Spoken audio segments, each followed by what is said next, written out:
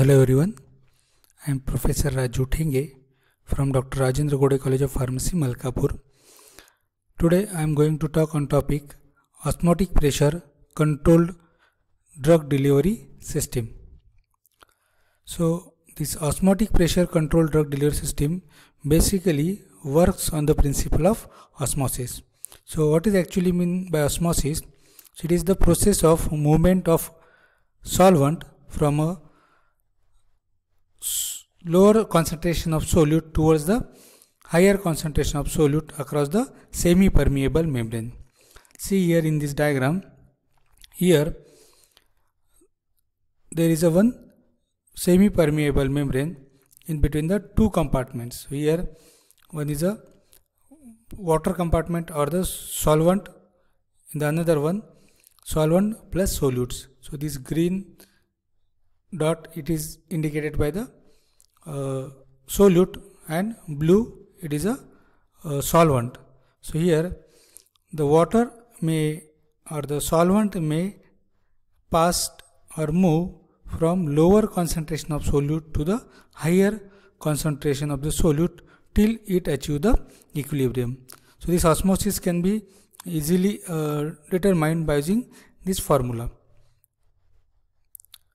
So this is the type of drug delivery system called as a osmotic pressure controlled drug delivery system. In this system, the drug along with the osmotic agent and the polymer, it is enclosed in the semi-permeable membrane. This outer part, it is a semi-permeable membrane, and drug molecule and along with that osmotic agent may be present into the drug reservoir along with the polymers, and it has one hole that is called as a orifice, drug delivery orifice, through which the drug may be released. So when such systems comes in contact with the fluid, so this arrow, it indicates the entry of water or the fluid. So water may be entered through the semi-permeable membrane inside the drug delivery device, where the osmotic agent first get dissolved and it create a osmotic pressure, and due to the creation of the osmotic pressure, the drug which are present into the compartment, drug compartment, it may released in a slow manner for the prolonged period of time through this orifice. So this osmotic pressure controlled drug delivery system has certain advantages, that it gives the zero order kinetics, or the drug released in a zero order manner. So the maximum concentration of the drug should be maintained in the therapeutic window for the prolonged period of time. Then drug delivery may be delayed or the pulse by using osmotic pressure controlled drug delivery system. It may be delayed for the prolonged period of time, as well as pulsatile drug delivery system may be achieved. So initial amount of the dose of the drug may be released in a short period of time, and the remaining dose may be delayed for the prolonged action. Then higher release rate are possible compared to the conventional diffusal drug delivery systems. The release of the rate of osmotic system is highly predictable. How much amount of the drug may be released in a specified time period, that can be determined. The drug release, it is independent on the gastric pH as well as the hydrodynamic conditions. So depending on the pH, the drug release not get affected. The release of the drug from the osmotic system, it is minimum affected by the presence of the food into the GI tract, and a high degree of in vivo in vitro correlation may be obtained by using such type of a drug delivery system. This system also has some disadvantages, that is, there is a chances of a toxicity due to the dose dumping. So dose dumping, what happened when the drug may be administered or formulation may be administered, the device may get burst, and due to the bursting of the device, all the amount of the dose may be released at the particular site of administration. So it may causes the local irritation or the toxicity, that is called as a dose dumping. Rapid development of the tolerance, the system may develop the tolerance. Then in some cases there may be the chances of the hypersensitivity reactions in the patients. Then integrity and the consistency of the drug delivery system is difficult to maintain, because when the osmotic agent from the drug delivery devices, it produces a osmotic pressure, the drug compartment gets squeezed out. So there is a maintenance of the integrity of the system is somewhat difficult. Then it is also the expensive type of drug delivery system. Also, the release of the drug from the formulation, it is depend on the certain parameters. So these parameters are the size of the orifice, then thickness of a membrane. Depending on the thickness, if the thickness is more, then the release of the rate of the drug from the system, it is very slow. Surface area of the system and composition of the membrane. These are the various factors that may affect the dissolution of the drug from the formulation. Then this system has basic components, that is drug or active pharmaceutical ingredients, osmotic agents, semi-permeable membrane, plasticizers, hydrophilic and the hydrophobic polymers, weakening agents and pore forming agents. So first component is the drug. So drug or the active pharmaceutical ingredient to be selected in the designing of osmotic pressure controlled drug delivery system, it has the half-life of 2 to 6 hours, so that we can prolong the release of the drug from the formulation and we can get a longer period of action by osmotically created drug delivery systems. Then the drug should have the high potency. The drug that should be used in the treatment of the disease for the prolonged time. The molecular weight of the drug, it should be below 1000 daltons. These are the few examples of the drug that may be formulated into the osmotically controlled drug delivery system: nifedipine, glipizide, verapamil, etc. Osmotic agent. Osmotic agents, it is a key ingredients of osmotic pressure controlled drug delivery system, because it creates osmotic pressure in the device, and due to that it stimulates the release of the drug from the formulation. So osmotic pressure for concentrated solution of a soluble solute commonly used in the controlled release formulations are extremely high, that is ranging from 30 atmospheric pressure up to the 500 atmospheric pressure. This osmotic pressure can be produced high water flows across the semi-permeable membrane. So here see Vs, it is the volume of osmotic agent in the compartment, and Vd, it is the osmotic drug compartment,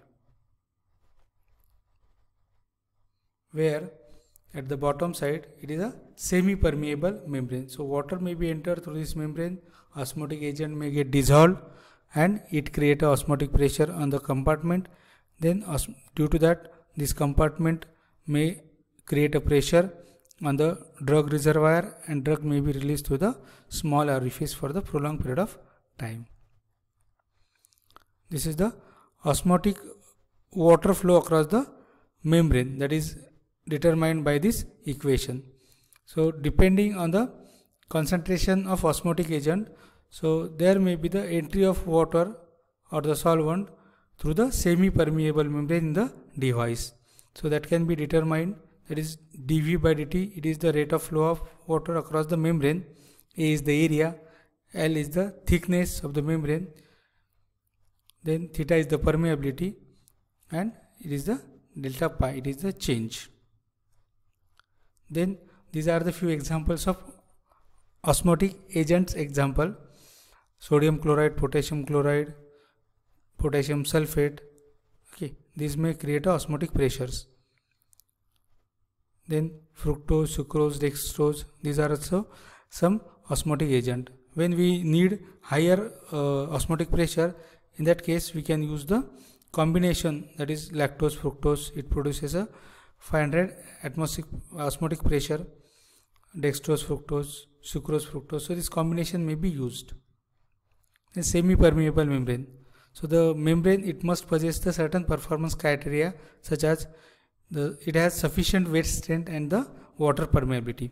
This membrane should have permeate the water inside the drug delivery system, and it should get weight. Then it should be compatible. It should be compatible with the other ingredients and the drug. It should be rigid and the non-swelling. So it should have maintained the integrity of the systems. So it should be sufficient thickness to withstand the pressure inside the device.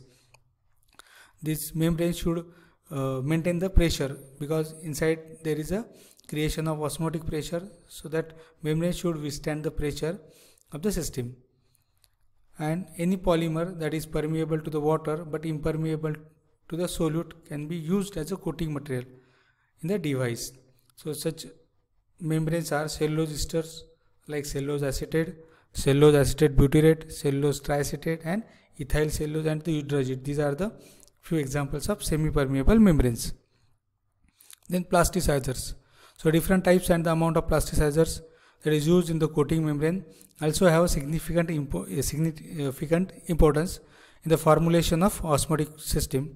They can change viscoelastic behavior of polymers, and these changes may affect the permeability of the polymeric film. Some of the plasticizers are polyethylene glycol, ethylene glycol, triethyl citrate, diethyl tartarate, etc.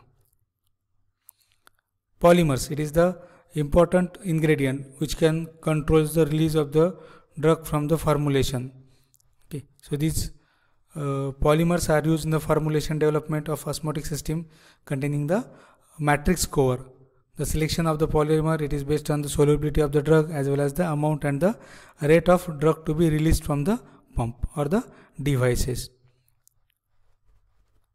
Weakening agent. The function of the weakening agent is draw water to the surface inside the core of the tablets, thereby creating a channel or a network of increased surface area.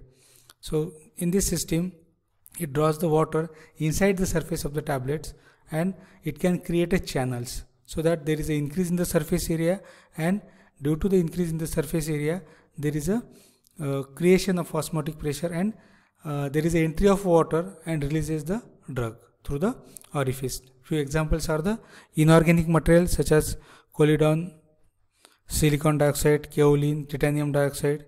Few low molecular weight polymers such as PVP, bentonite, magnesium aluminum trisilicate, etc. Last one is the pore forming agent. So these agents are particularly used in the device for the poorly water soluble drugs and in the development of a controlled porosity or the multi-particulate osmotic system. These are the few types of osmotic pressure controlled drug delivery system, that is a porosity control and the multi-particulate osmotic pump. In that system, these pore forming agents may be used. The pore formers can be inorganic or the organic compound, or whether it is a solid or the liquid in nature. Some examples are the alkaline metals, salt such as sodium chloride, sodium bromide, potassium chloride, alkaline earth metal such as calcium chloride, calcium nitrate, some carbohydrate, glucose, fructose, or the lactose. So there is a formation of the pores to the system. So it may enters into the system and dissolve the osmotic agent, and it creates osmotic pressure, and drug may be released in a slow manner for the prolonged period of time. So this is the introduction of osmotic pressure controlled drug delivery system. If you like this video, please comment, subscribe, and like hit buttons. Thank you.